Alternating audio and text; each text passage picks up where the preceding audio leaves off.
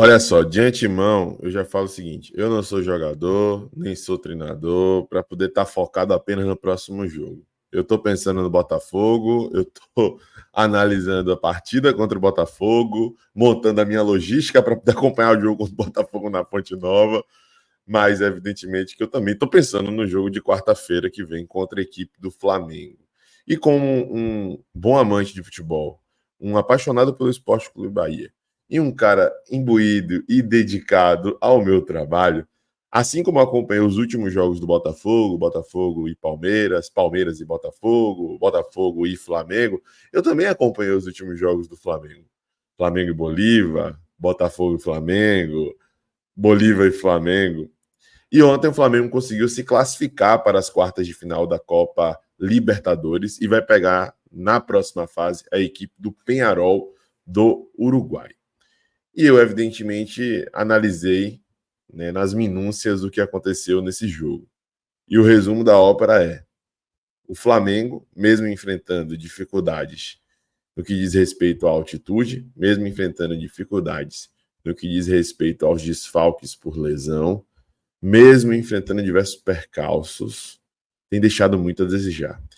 Eu tenho acompanhado, principalmente nas redes sociais, principalmente depois da definição das quartas da Copa do Brasil, entre Bahia e Flamengo, Flamengo e Bahia, manifestações não só de torcedores flamenguistas, mas da crônica esportiva do Flamengo. E Tite tem sido muito criticado. Eu cheguei a ouvir, em algumas oportunidades, que Tite estava ameaçado de cair do cargo caso fosse eliminado para a equipe do Bolívar. Eu acho improvável, porque está tudo muito em cima. Tem domingo um jogo contra o Bragantino, tem quarto jogo contra a gente. Se fosse para demitir, e se for para demitir, vai ser depois do jogo contra a gente, porque aí vai ter a data FIFA, alguns jogadores, inclusive, vão ter que sair para suas respectivas seleções, e aí podem tomar uma decisão caso dê tudo errado no Flamengo. Mas uma das coisas já deu certo, que foi a classificação no Libertadores. Deu certo, né? O resultado veio, mas não convenceu de forma alguma. Se dá para o Flamengo extrair algo de positivo, e analisando sobre a perspectiva do Bahia, é sempre uma ponderação importante a ser feita, é que o goleiro do Flamengo fez uma partida extraordinária. O Flamengo foi amassado na segunda etapa, não passou do meio campo. Passou quando teve a expulsão de Anderson, inclusive jogador zagueiro, que passou pelo time de transição, o time sub-23 do Bahia, sem muito êxito, ao agarrar Bruno Henrique sendo o último ano. Homem, correu errado, não entendi muito bem o que aconteceu naquele lance, sem tirar o mérito da velocidade da explosão de Bruno Henrique, que é um cara para a gente poder ficar atento e se preocupar, porque mesmo com muitos desfalques, ele acaba sendo a válvula de escape da equipe do Flamengo. Inclusive, eu não duvido que ele apareça como titular centralizado diante do Bahia no lugar de Carlinhos, fazendo dupla ali com o Luiz Araújo, já que o Flamengo está extremamente desfalcado, né? Além disso, teve uma chance no segundo tempo após essa expulsão, pelo lado esquerdo, que o Bruno Henrique estava entrando sozinho na área e o passe foi negado para ele. Mas, além desses lances, eu não lembro de outras situações em que o Flamengo conseguiu passar do meio campo. Foi um amasso do Bolívar na segunda etapa.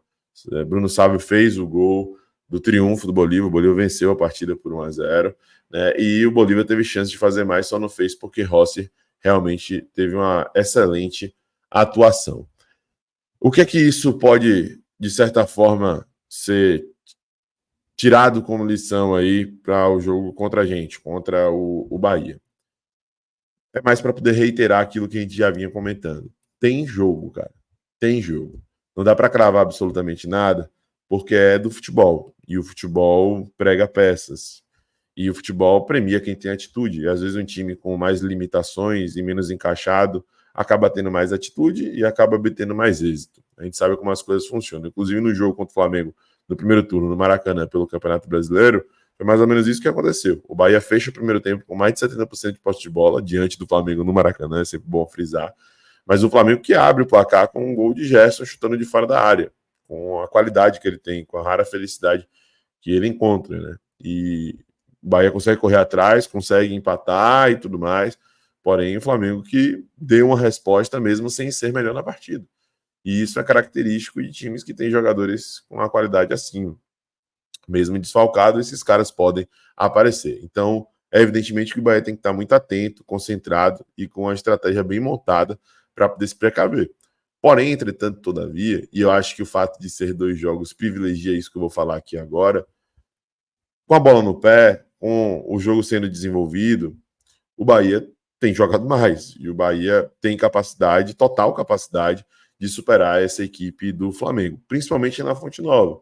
Esse primeiro jogo vai ser crucial, porque o Flamengo vai vir de uma sequência pesadíssima. O Flamengo preservou um ou outro jogador no jogo contra o Botafogo e deve preservar jogadores no jogo contra o Bragantino. Com certeza vai preservar jogadores no jogo contra o Bragantino, porque muitos já estão no seu limite, no limite do limite do limite, né? Não tem como mesmo. Eu tenho observado, o time ficou exausto nesse jogo contra o Bolívar, não só por conta da altitude, porque esse time também ficou exausto de língua de fora no jogo contra a equipe do Botafogo, e as reposições do Botafogo surtiram um efeito muito mais positivo do que as reposições do Flamengo, porque como tem muito desfalque, acaba caindo também as reposições, acaba havendo uma escassez de reposições, né? E do decorrer da partida a equipe acaba sofrendo, mas o Flamengo, mesmo preservando contra o Bragantino, vem de uma sequência duríssima, né? Do jogo contra o Bolívar no Maracanã, em seguida o jogo contra o Botafogo, tomando 4-1, em seguida o jogo contra o Bolívar na altitude, deslocamento para Bolívia, ida e volta, mesmo voo fretado, é algo pesadíssimo, complicado. Então eles vêm para esse jogo contra a gente mais desgastado, mais desfalcado e com mais dificuldade de desenvolver o seu jogo, com mais carências, né? Com menos capacidade de construção e menos consistência defensiva. Né? E aí, se não fosse futebol, fosse qualquer outro esporte, eu cravaria aqui que o Bahia ganharia esse jogo, mas é o futebol. E como é o futebol, não tem como a gente cravar absolutamente nada. Mas o que eu vi ontem diante do Bolívar, eu vou ser bem sincero para vocês, me agradou, tá? Então, cara, deixa o like aí, por favor, né? Dá essa moral para mim, dá essa força aí para mim, porque eu tô gravando aqui agora, mais de meia-noite, e além das gravações do dia, eu assisti o jogo do Flamengo depois da live que a gente realizou às 18 horas no SMB Lives e da live que a gente realizou depois às 19h30. Então saí de uma live, descansei 10 minutos, já fui para outra, que é o Quarteto Fora do Eixo, e a gente ficou ali até quase 9 horas da noite. 9h30 começou o jogo do Flamengo contra o Bolívar, fui assistir. Estou aqui ainda ativo, né, na correria, mas tentando descansar um pouco das telas aqui daqui a pouco, né, gravando mesmo para poder bater esse papo com vocês. Então, a sua contribuição com like, a sua ajuda aí propagando esse vídeo é fundamental.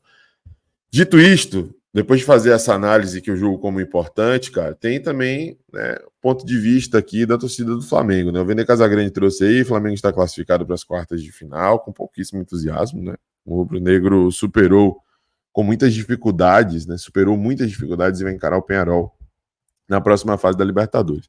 E aí tem torcedor falando, não convenceu, e aí muita gente acabou refutando, falando dessa questão da... Foi torcedora, na real. Falando dessa questão da altitude, né? E muitos exaltando o Rossi, né? Que fala, pô, Van, eu te amo Rossi, monstro. Né? Mais gente aqui falando de Rossi. Aí falou Varela, Fabrício Bruno, Léo Pereira, Pulgar e Léo Ortiz. É o resultado do ano. É muita gente exaltando aí a força do time, né? Inacreditável como o Tite não consegue corrigir o posicionamento defensivo do Ayrton Lucas. São vários gols tomados de diversas situações criadas nas suas costas. Isso é um ponto importante, tá, gente? Ayrton Lucas caiu muito de rendimento, tá? Ele perdeu um gol inacreditável nessa partida, ainda no primeiro tempo, e defensivamente tem se mostrado muito frágil. E é ele o titular contra o Bahia com toda certeza, porque já fez até cirurgia. Tomamos um gol idêntico ao gol que tomamos contra o Botafogo. Mais uma vez, bola aérea. Será que não tem ninguém na diretoria para cobrar esse treinador o porquê o time dele toma tanto gol assim? E foi um gol explorando as costas do lateral, justamente de Ayrton Lucas. O gol de Matheus Ponte contra o Flamengo, ele vem da esquerda para dentro, né, da esquerda de defesa do Flamengo para dentro, né, ou seja, da direita de ataque para dentro, e consegue definir bem. Quem joga ali é Everaldo, tá?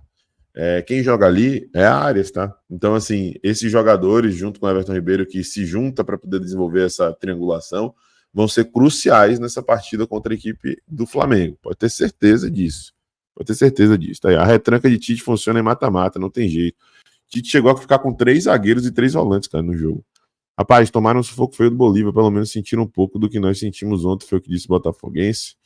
Enfim, cara, muitas críticas ao desempenho e muita exaltação ao fato do resultado ter acontecido e do time ter avançado para a próxima fase, muita exaltação a Rossi, que é realmente ponto positivo desse time. Por incrível que pareça, né? O Botafogo meteu 4-1 no Flamengo, mas Rossi foi um dos destaques da partida, pegou pênalti, inclusive, e fez outros milagres. Era pro Botafogo vencer por mais, cara, mais do que 4-1, por incrível que pareça mesmo, assim, por muito mais de 4-1. Enfim, cara, o fato é que o torcedor flamenguista tá bem chateado aí com a equipe, né? Bem chateado com o Tite, e não é à toa. Eu assisti esses últimos jogos, como eu falei para vocês, e é deplorável assim, o rendimento do Flamengo. O Jonas Stelma até falou aí sobre tá sendo criticado por achar que o jogo do Flamengo contra o Bahia é extremamente difícil, por repudiar a fala de alguns poucos que desrespeitaram esse confronto, por dizer que grande parte da torcida do Flamengo não compactou com esse negócio de jogo fácil. Aí teve um torcedor do Flamengo, torcedor não, né? O Túlio Rodrigues, ele é jornalista e comentarista da coluna do Fla, poeta e autor de 4 livros, fundador e editor do blog Ser Flamengo, tem muita relevância. E ele falou: ó, o Bahia foi o único time que dominou o Flamengo no Maracanã, com domínio técnico e tático. Vencemos o jogo do Brasileirão por detalhe. Vai ser um confronto muito difícil. E vou te falar, cara, o Flamengo de hoje tem um nível inferior ao Flamengo daquele jogo. E o Bahia de hoje tem um nível similar ao Bahia daquele jogo, talvez um pouco mais maduro, porque passou por um processo de oscilação recente que culminou numa consistente solidez maior do sistema defensivo. O Bahia não levou gol nos últimos 3 jogos. Então é um time que talvez esteja mais maduro, mas em nível técnico, né, tem conseguido desenvolver seu jogo como naquela ocasião. E o Flamengo caiu de rendimento. E ainda tem um outro fator muito importante, cara. Tem a data FIFA. O Bahia pode perder Arias, pode perder Lúcio Rodrigues, mas são 2 jogadores que talvez não sejam titulares nas suas seleções. E aí, quando tiver o jogo do dia 10, já se deslocam no dia seguinte para que dia 12 eles possam estar à disposição. No Flamengo, não. O Uruguai aí vai levar alguns jogadores, inclusive Dela Cruz. A Arrascaeta não vai ter como porque está lesionado. O Chile vai levar Pulgar e todos os jogadores titulares das suas seleções. Então, tem isso também para o jogo de volta, pensando lá no dia 12. A situação do Flamengo é muito delicada. Isso não quer dizer que vai tornar mais fácil. Para ser mais fácil, o Bahia tem que saber se desenrolar no jogo, né? Tem que aproveitar de verdade as circunstâncias da partida. Bom, gente, é isso. Vídeo completinho com análise, informação e percepção do lado de lá para você. Deixa aquele like para nos ajudar, se inscreve, ativa o sino e compartilha. Beijo no coração, até a próxima. Eu sou mais Bahia, eu sou mais do Nordeste. E você?